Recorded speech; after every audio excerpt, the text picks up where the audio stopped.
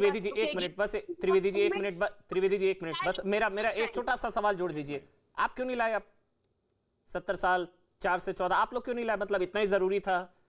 ठीक है, ये लोग नहीं लाए, इनसे सवाल पूछिए, दबा के पूछिए, पूछना चाहिए इन लोगों से। आप क्यों नहीं लाए? आपका ये जागृति कब हुई? इसलिए हम सत्ता में भी नहीं है। अगर ये भी ऐसा ही करते हैं तो मत लाएं। न्यूनतम समर्थन मूल्य नहीं लाएंगे तो बोरा बिस्तरी अपना झोला प्रधानमंत्री जी अलका जी, ये इतना जरूरी था तो आप क्यों नहीं लाए थे? नहीं, मैं तो कह रही हूँ हमारे पास बहुमत उस समय नहीं था। आज की सरकार के पास कोई बहाना ही नहीं है। और अगर ये कहते हैं महाराष्ट्र केरला तो विपक्ष में, चलिए भाजपा की तो केरला में है ही नहीं। बहुमत नहीं होने की वजह से बैसाखियों की सरकार थी इसलिए नहीं लाए थे आप ये मुझे रीजन दे रही हैं? बहुमत नहीं था इसलिए नहीं ला पाए? 70 सालों में आपके पास बहुमत नहीं था, आप इसलिए नहीं ला पाए? ठीक है, ठीक है, बहुमत नहीं था इसलिए नहीं ला पाए। ठीक है, आप त्रिवेदी जी आप बोलीजिए, उसके बाद में शिव कुमार जी के पास जाना है, बहुत देरी हो रही है, जल्दी से आप त्रिवेदी जी। बहुमत नहीं था इसलिए वो आपके पास तो है। जल्दी से बोल देता हूं जी बिल्कुल। पहली बात, अलका जी के इस बयान में संशोधन कर दूं। आज सारे दल जो विरोध कर रहे हैं, इनका उस समय संसद में मिलाकर बहुमत नहीं, प्रचंड बहुमत था, प्रचंड बहुमत था। हमारे केवल 116 सांसद थे और बाकी सब, आप आज सारे दल जो हैं सब खड़े हैं ना उनके साथ, ये मिला के तो आपके पास 4/5 बहुमत था। खैर, दूसरी बात मैं कहना चाहता हूं, आपने स्वामीनाथन कमेटी का उल्लेख किया।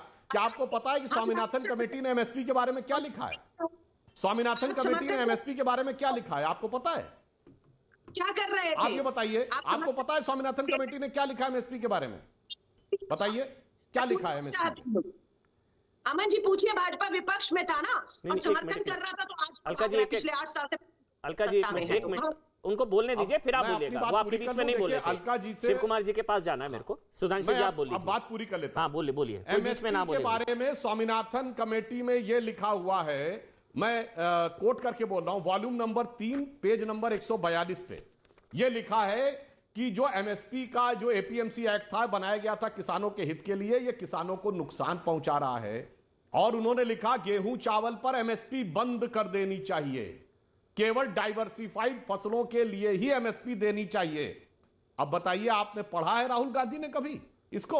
और अगर वो सहमत है स्वामीनाथन कमेटी से, खैर ये तो इन्होंने छुआ ही नहीं 10 साल में स्वामीनाथन कमेटी को, तो कहां देखा होगा? तो क्या आज आप सहमत हैं कि गेहूं चावल पर बंद कर देनी चाहिए? बताइए, स्वामीनाथन से बड़े जानकार ना हम हैं ना आप हैं।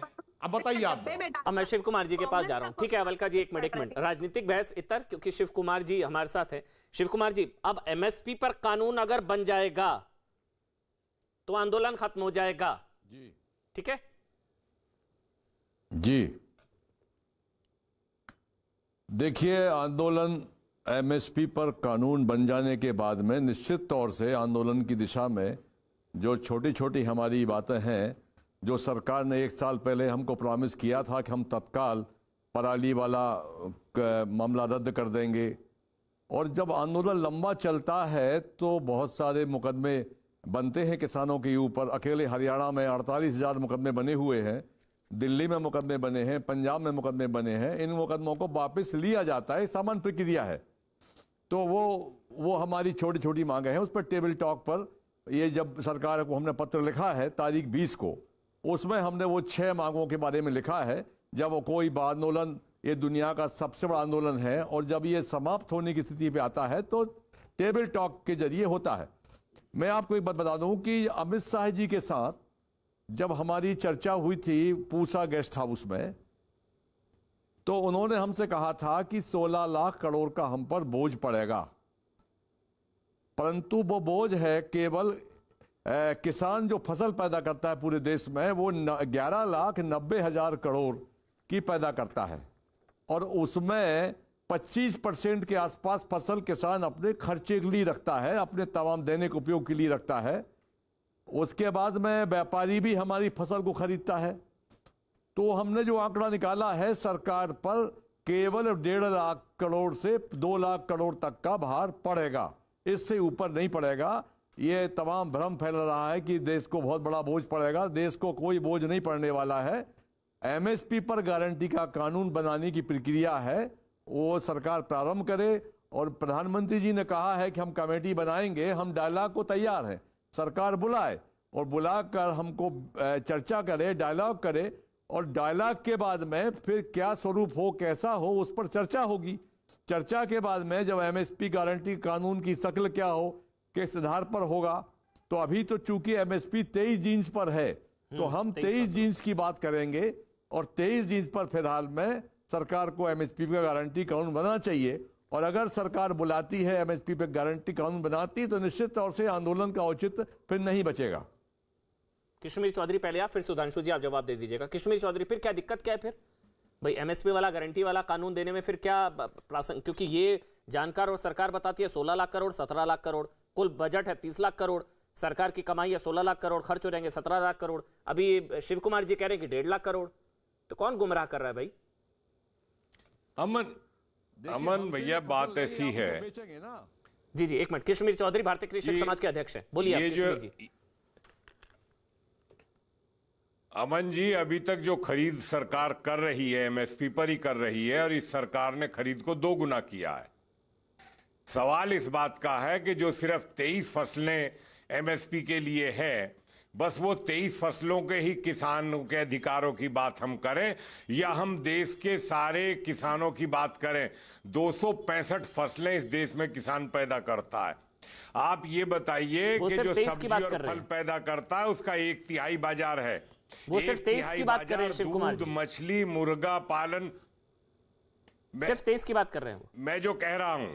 अच्छा, नहीं तो बाकी किसान कहां जाके मरेंगे? एमएसपी उनके लिए क्यों नहीं बात करेंगे? उनके लिए हमारा ये कहना है कि जब कानून बनेगा तो सिर्फ 23 फसल पैदा करने वालों के लिए बनेगा, बाकी सब आयात करेंगे क्या इस देश के अंदर? उनकी भी तो बात होनी चाहिए कमेटी में। जो दूध पैदा करने के लिए पशु पाल रहा है, जो मछली पालन कर रहा है, जो मुर्गी पालन कर रहा है, और उनका 1/3 हिस्सा है। तो आप एमएसपी गारंटी के कानून के पक्ष में है बेसिकली, ठीक है ना? सब्जी और फल है, सब्जी और फल है। मेरी बात सुनिए, मैं कह रहा हूं कमेटी बननी चाहिए, उस पर विस्तार से देश के सभी किसानों के अधिकारों पर बात होनी चाहिए। ये नहीं कि एक ग्रुप के लिए सिर्फ कानून बनेगा इस देश में। सारे किसानों का अधिकार है, सबके बारे में बात होनी चाहिए कि भाई जो किसान सब कुछ पैदा करके इस देश को खाद्यान्न सुरक्षा दे रहा है, उनकी व्यवस्थाएं कैसे हो। आप एमएसपी कानून के पक्ष में है ना? मतलब अरे जिन बाजार की ताकतों ने शोषण किया, और मैं पूछता हूं कि जिन नीतियों की वजह से 3 लाख से ज्यादा किसानों ने आत्महत्या की, वो कौन से सरकारों की बात कर रहे हैं? कौन सी नीतियों की बात करें? अरे अगर पॉलिटिकल बेस नहीं ना, मैं 1 मिनट में एमएसपी की बात कर रहा हूं। आप एमएसपी कानून के पक्ष में है ना? सिंह टिकैत करते रहे। आप एमएसपी कानून के पक्ष में है, ये अच्छी बात है। आप ये कह रहे हैं खुलने में आपत्ति क्यों? बाजार खुलने में आपत्ति क्यों है लोगों को? अरे अगर हम मंडी में बेचना चाहते हैं, मंडी में बेचिए, लेकिन अगर हम अपने गांव में बेचना चाहते हैं, हम दूसरे सीधे दुकानदार को बेचना चाहते हैं, तो उसमें व्यवस्थाओं में सुधार होगा तो दाम ठीक मिलेगा। मेरा ये मेरा ही नहीं है। तब एमएसपी की जरूरत नहीं होगी अगर कृषि बंधन मुक्त हो जाएगा, फ्री मार्केट हो जाएगी, ओपन मार्केट हो जाएगी। मोनोपोली होगी अमन जी, मोनोपोली रहेगी तो शोषण हुआ है और शोषण होगा। अच्छा, मतलब सुधार की आवश्यकता है। ठीक है कश्मीर जी, 1 मिनट रुक जाइए 1 मिनट। मैं इसको आसान भाषा में अगर जो लोग समझ रहे हैं, ये आप शिव कुमार जी, उसके बाद मैं सुधांशु जी आपके पास आऊंगा।